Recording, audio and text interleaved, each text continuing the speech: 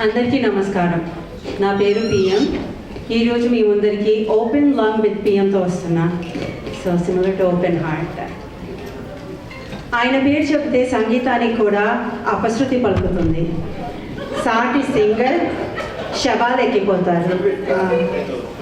శివాలెక్కిపోతారు. వినేవాళ్ళు వెర్రెక్కిపోతారు.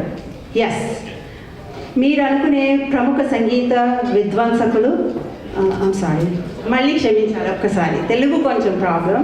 విద్వాంసులు, కళా కీచకులు, నాటక నారదులు సర్ జిప్పి లహరి గారు ఈరోజు మన ముందరికి ఆహ్వానిస్తున్నందుకు నాకు ఎంతగానో గర్వంగా ఉంది.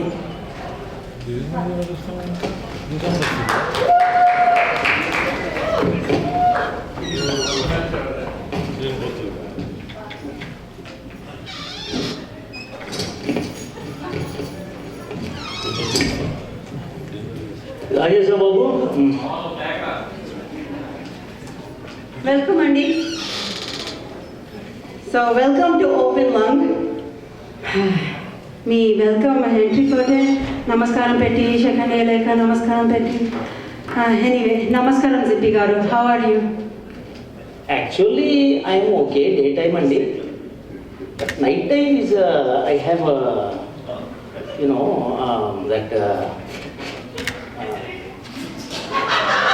that is later only అండి. బట్ in between I have other.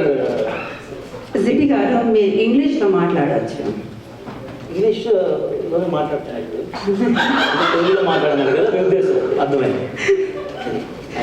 మళ్ళీ సారీ, ఎందుకండి మీరు తెలుగులోనే మాట్లాడండి. నాకు తెలుగు అయితే యాక్చువల్లీ నేను రిచ్ రాక్స్లో ఉంటానండి. అక్కడ అంతా కూడా అందరూ కూడానండి ఇలాగే ఇంగ్లీష్ మాట్లాడతారండి. Actually speak I picked up only from them only అండి ఇంగ్లీష్. బట్ థ్యాంక్స్ లాట్ అండి, తెలుగు అన్నారు కదా. యాక్చువల్లీ ఏంటంటే అండి, పగలంతా బాగానే ఉంటానండి. నైట్ 8, 9 అయిన తర్వాత మొత్తగా ఉంటుందండి. అయ్యో పదే పదే నేను క్యాజువల్గా అడిగానండి హౌ ఆర్ యూ అని.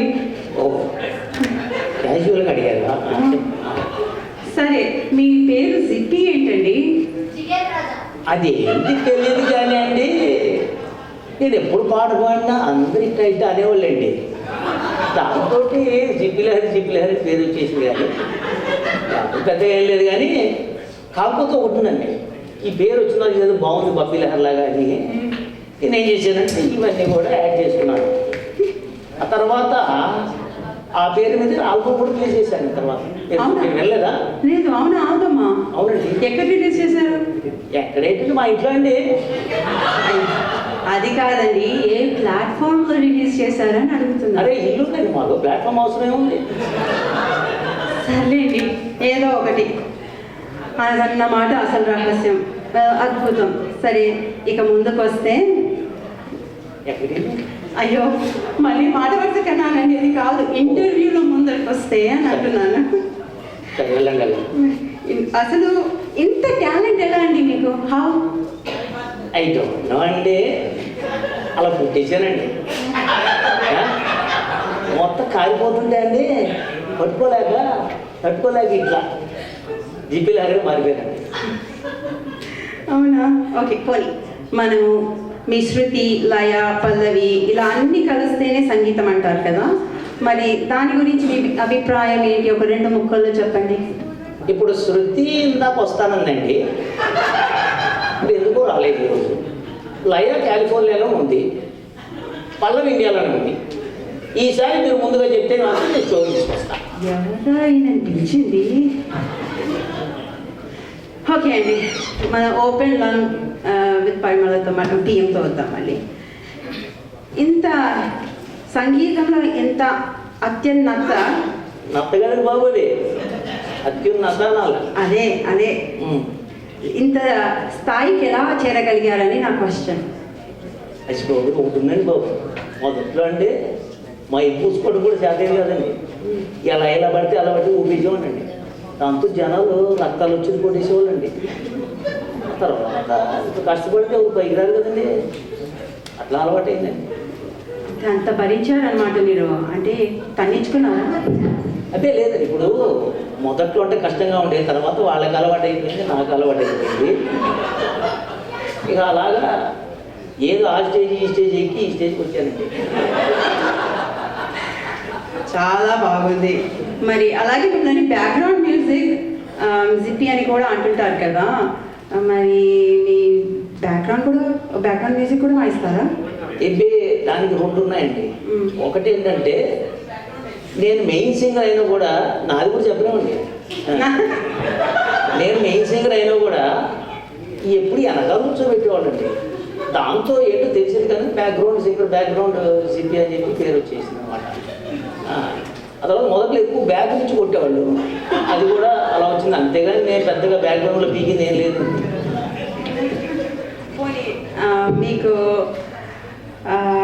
మీకు వచ్చిన అవార్డ్స్ అవి చాలా ఉండి ఉంటాయి కదా, వాటి గురించి మా ప్రేక్షకులకి ఏమైనా షేర్ చేస్తారా?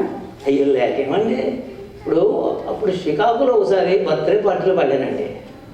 పాడితే అండి వాళ్ళు అక్కడికక్కడే సంగీత శిరోభారం అని బిరుదించి నాకు అద్భుతంగా సత్కరించారండి. ఆ తర్వాత కాలిఫోర్నియాలో అనుకుంటాండి ఎక్కడో రెస్టారెంట్కి పోతే మైక్ కనిపించింది, ఆగలేక పాడేశాను. అప్పటికప్పుడే వాళ్ళు చపాతీ చేతిలో పెట్టి పాటల పుల్క అని పేరిచ్చి పిలిపించి అక్కడ అద్భుతంగా సత్కారం చేశారు. ఇలా చెప్పుకుంటూ పోతే చాలా ఉన్నాయండి. యాక్చువల్లీ ఏంటంటే నేను కొనుక్కున్నవి షాల్స్, ఈ బొకేలు, లేకపోతే ఇట్లాంటివి కడియాలు ఇట్లాంటివి కాకుండా జనాలు ఇచ్చినవి కూడా 2-3 ఉన్నాయండి.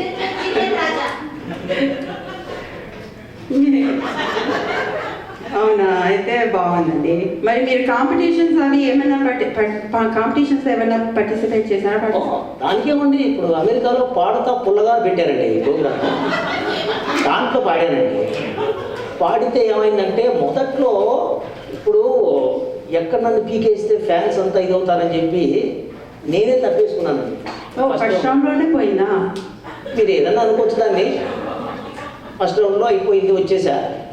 ఇండియాలో ఐకియా సూపర్ సింగర్ అని పెట్టారండి. ఐడియా అండి, ఐకియా కాదు. ఐడియానా? నాకు పెద్దగా ఐడియా లేదండి, కానీ అది పెట్టారు. దాంట్లో అంటే నేను పాట పాడిన తర్వాత అది ఎప్పుడు తెలియదండి, ఫస్ట్ రౌండ్లో వాళ్ళు సూపర్ హ్యాప్ పంపించేశారు. మా ఫ్రెండ్స్ అన్నారు, అదే ఎలాగో సింగర్ కదరా, వాళ్ళు సూపర్ అన్నారు కదా, నువ్వు సూపర్ సింగర్ అని అప్పటి నుంచి సపోర్ట్ చేశాను. అప్పటి నుంచి సూపర్ సింగర్ అయిపోయానండి. అవును, మీరు సూపర్ సింగర్స్ అంటుంటే గుర్తొచ్చింది, మీరు జడ్జిగా ఏమైనా ప్రోగ్రామ్స్లో వ్యవహరించారా? జడ్జి అంటే ఇప్పుడు పిలిచారండి, కానీ ఇండియా కదా ఎక్కడ పోతాం పిలిచారని వెళ్ళలేదు పెద్దగా. కానీ కాదు ఒకటి ఉందండి, ఇట్లా పాటలు పాడుతుంటారు, ఇందాక పాడారు వీళ్ళంతా.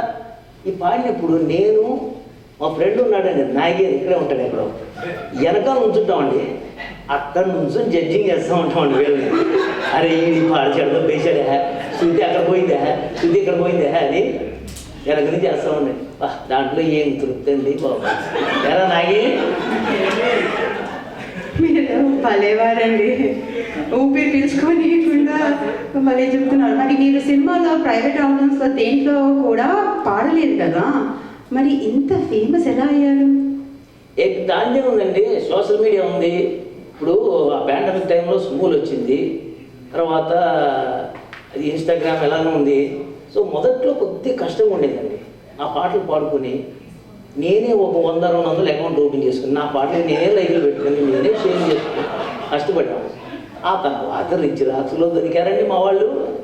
వాళ్ళు ఏం చేశారంటే పాట పాడకపోతే ఇంటికి వచ్చి పాడతాను అని ఒక స్కీమ్ పెట్టా.